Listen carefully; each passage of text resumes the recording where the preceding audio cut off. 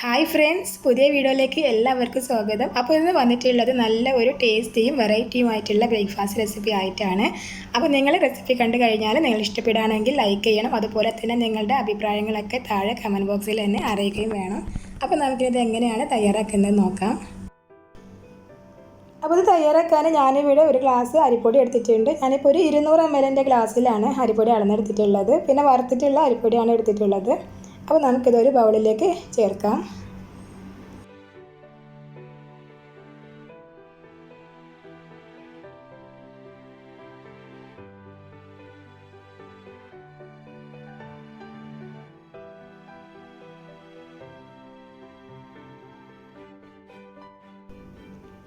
ഉപ്പ് ചേർത്ത് കൊടുത്തിട്ട് പിന്നെ ഉപ്പും പൊടിയും കൂടെ നല്ലപോലെ ഒരു ഫോർക്കോ സ്പൂണോ വെച്ചിട്ട് ഇതുപോലെ ഒന്ന് അങ്ങ് മിക്സ് ചെയ്ത് കൊടുക്കാം കേട്ടോ. അപ്പോൾ പൊടി നന്നായിട്ടൊന്ന് മിക്സ് ചെയ്തെടുത്ത് കഴിഞ്ഞാൽ പിന്നെ നമുക്കിത് കുഴച്ചെടുക്കണം. അപ്പോൾ അതിന് ഞാനിവിടെ നല്ല തിളച്ച വെള്ളം ഒഴിച്ചിട്ടാണ് ഇപ്പോൾ ഇത് കുഴച്ചെടുക്കാനായിട്ട് പോകുന്നത്. പൊടി എടുത്തിട്ടുള്ള സെയിം ഗ്ലാസ്സിൽ തന്നെയാണ് ഞാനിപ്പം വെള്ളം എടുത്തിട്ട് നല്ലപോലെ തിളപ്പിച്ചിട്ടുള്ളത് കേട്ടോ. അതിന് ശേഷം പിന്നെ നമുക്കിതിലേക്ക് ചേർക്കുന്ന സമയത്ത് കുറേശ്ശെ ആയിട്ട് ചേർത്ത് കൊടുക്കുക. എന്നിട്ടൊരു സ്പൂൺ എന്തെങ്കിലും വെച്ചിട്ട് നല്ലപോലെ തന്നെ ഒന്നങ്ങ് മിക്സ് ചെയ്തെടുക്കാം.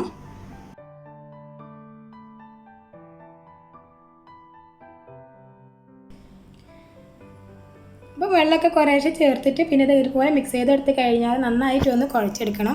അപ്പോൾ ഇത് നല്ല ചൂടായിട്ടാണ് ഇരിക്കുന്നത്. നമുക്കിപ്പോൾ ഇത് കൈ വെച്ചിട്ട് കുഴച്ചെടുക്കാൻ പറ്റത്തില്ല. അപ്പോൾ ഒന്ന് ചൂടാറിയിട്ട് വരുന്നവരേക്കും വെയിറ്റ് ചെയ്യാം.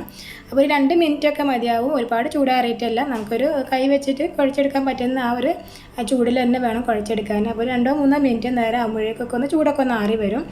അതുവരേക്കും നമുക്കിതൊന്ന് കവർ ചെയ്ത് വെക്കാം. അപ്പോൾ 2 മിനിറ്റ് കഴിഞ്ഞു. ഇനി നമുക്കിത് നന്നായിട്ടൊന്ന് കൈ വെച്ചിട്ട് കുഴച്ചെടുക്കാം.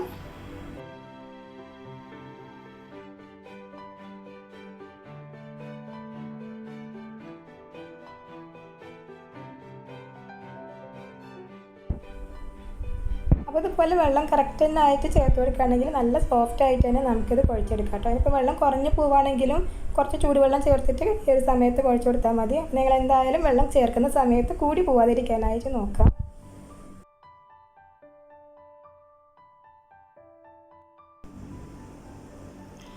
അപ്പോൾ നന്നായിട്ട് കുഴച്ചെടുത്ത് കഴിഞ്ഞാൽ പിന്നെ നമുക്കിതൊന്ന് ഷേപ്പാക്കിയിട്ട് എടുക്കാം കേട്ടോ. അപ്പോൾ അതിനായിട്ട് നമ്മൾ കുഴച്ച് വെച്ചിട്ടുള്ളതിൽ നിന്ന് ചെറുതായിട്ട് ബോൾസ് ആക്കിയിട്ട് എടുത്തതിന് ശേഷം കയ്യിൽ വെച്ചിട്ട് ഒന്ന് ഉരുട്ടിയെടുക്കുക.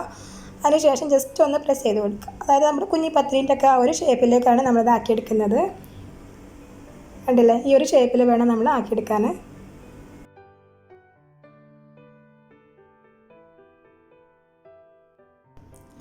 അപ്പോൾ ഈ ഒരു ഷേപ്പ് തന്നെ വേണമെന്നില്ല, നിങ്ങൾക്ക് ഇഷ്ടമുള്ള വേറെ എന്തെങ്കിലും ഷേപ്പിലൊക്കെ ആക്കിയെടുക്കാവുന്നതാണ്. പിന്നെ ഇതുപോലെ നിങ്ങളൊന്ന് കൈ വെച്ചിട്ട് പ്രസ് ചെയ്തിട്ട് കനം കുറച്ചെടുക്കുകയാണെങ്കിൽ ആ ഒരു മസാലയൊക്കെ ഇതിൽ നന്നായിട്ട് തന്നെ അബ്സോർബ് ചെയ്തോളും. അതുകൊണ്ട് തന്നെ കട്ടിയുള്ള ഒരു ഷേപ്പിലാക്കിയെടുക്കാത്തതാണ് നല്ലത്. അപ്പോൾ ഇനി ബാക്കിയുള്ളതും കൂടെ ഞാനൊന്ന് അതുപോലെ തന്നെ ആക്കിയെടുത്തിട്ട് വരാം.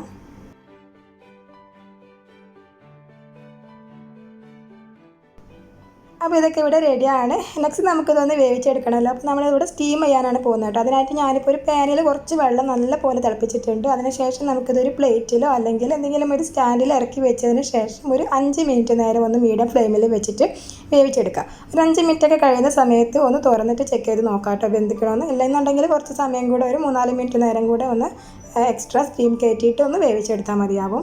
അപ്പോൾ ഇഡ്ഡലി തട്ടൊക്കെ ഉണ്ടെങ്കിൽ ഇഡ്ഡലി തട്ടിലേക്കൊക്കെ മാറ്റിയിട്ട് നിങ്ങൾ അങ്ങനെ സ്റ്റീം ചെയ്തൊക്കെ കേട്ടോ. ഒരു 5 മിനിറ്റിൽ ഒരു 10 മിനിറ്റിനുള്ളിലായിട്ട് തന്നെ നല്ല പോലെ കുക്കായിട്ട് വന്നോളൂ. അപ്പോൾ അത് ഏകദേശം ഒരു 8 മിനിറ്റ് ആയിട്ടോ. എനിക്ക് 8 മിനിറ്റ് ആയപ്പോൾ ഞാനൊന്ന് തുറന്ന് നോക്കുകയാണ്. നല്ല പോലെ തന്നെ ഇത് വന്നിട്ടുണ്ട്. ഇനി നമുക്കിത് മാറ്റിയിട്ട് ഇതിലേക്കുള്ള ഒരു മസാല റെഡിയാക്കാം. അപ്പോൾ മസാല റെഡിയാക്കാൻ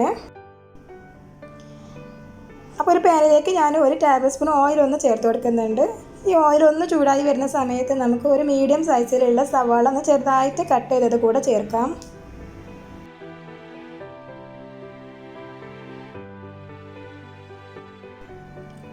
ഇതിൻ്റെ കൂടെ ഞാൻ 1 ടീസ്പൂണ് ഇഞ്ചി വെളുത്തുള്ളി അരിഞ്ഞെടുത്ത് ചേർക്കുന്നുണ്ട്. രണ്ടും കൂടെ 1 ടീസ്പൂണാണ് കേട്ടോ ചെറുതായിട്ട് കട്ട് ചെയ്തിട്ട് ചേർത്ത് കൊടുക്കുന്നത്.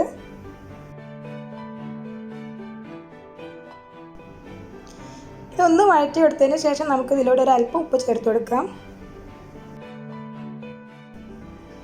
നെക്സ്റ്റ് നമുക്കൊരു 1/4 ടീസ്പൂൺ അളവിൽ മഞ്ഞൾപ്പൊടി കൂടെ ചേർത്ത് കൊടുക്കാം. ഞാൻ ഇതിലേക്ക് മല്ലിപ്പൊടി മുളക് പൊടി അങ്ങനെയൊന്നും ചേർത്ത് കൊടുക്കുന്നില്ല. പിന്നെ ഒരു ഫ്ലേവറിന് വേണ്ടിയിട്ട് 1 ടീസ്പൂൺ അളവിൽ ചിക്കൻ മസാല പൗഡർ ചേർത്ത് കൊടുക്കുന്നുണ്ട്.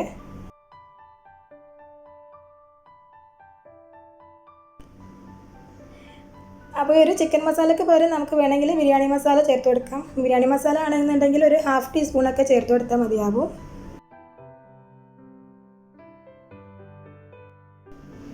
ഇത് നന്നായിട്ടൊന്ന് ഇളക്കി യോജിപ്പിച്ചെടുക്കാം.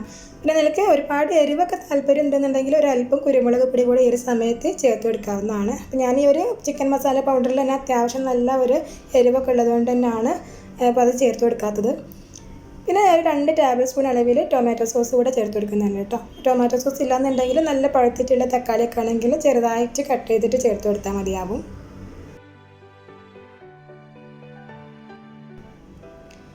അപ്പോൾ ഇതുകൂടെ ചേർത്തിട്ട് നന്നായിട്ട് ഇതെല്ലാം കൂടെ ഒന്ന് മിക്സ് ചെയ്തെടുക്കാം.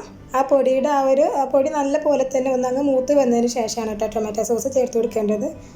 അതിന് കുറച്ച് ഫ്രഷ് ആയിട്ടുള്ള കറിവേപ്പില കൂടെ ചേർത്ത് കൊടുത്താൽ നമ്മുടെ മസാല ഇവിടെ റെഡിയാണ്. അതിനുശേഷം നമ്മൾ സ്റ്റീം ചെയ്ത് വെച്ചത് കൂടെ ഇതിലേക്ക് ചേർത്തിട്ട് നല്ല പോലെ തന്നെ ഒന്ന് ഇളക്കി യോജിപ്പിക്കാം. അതായത് ആ മസാലയൊക്കെ ഒന്ന് അതിൽ നല്ല പോലെ തന്നെ ഒന്ന് പിടിച്ചിട്ട് കിട്ടണം. ആ ഒരു രീതിയിൽ തന്നെ ഒന്ന് അങ്ങ് മിക്സ് ചെയ്തെടുക്കാം.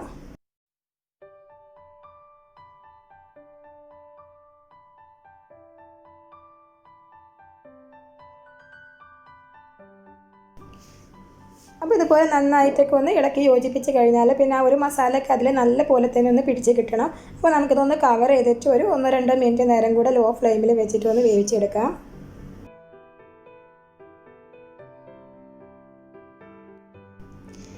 അപ്പോൾ 2 മിനിറ്റ് നേരം കൂടെ ഞാനിത് കുക്ക് ചെയ്തിട്ടുണ്ട്. നമ്മുടെ റെസിപ്പി ഇവിടെ റെഡിയാണ്. അപ്പോൾ എല്ലാവരും ഒന്ന് ട്രൈ ചെയ്ത് നോക്കൂ. നല്ല വെറൈറ്റി ആയിട്ടുള്ള ഒരു ബ്രേക്ക്ഫാസ്റ്റ് ആണ്.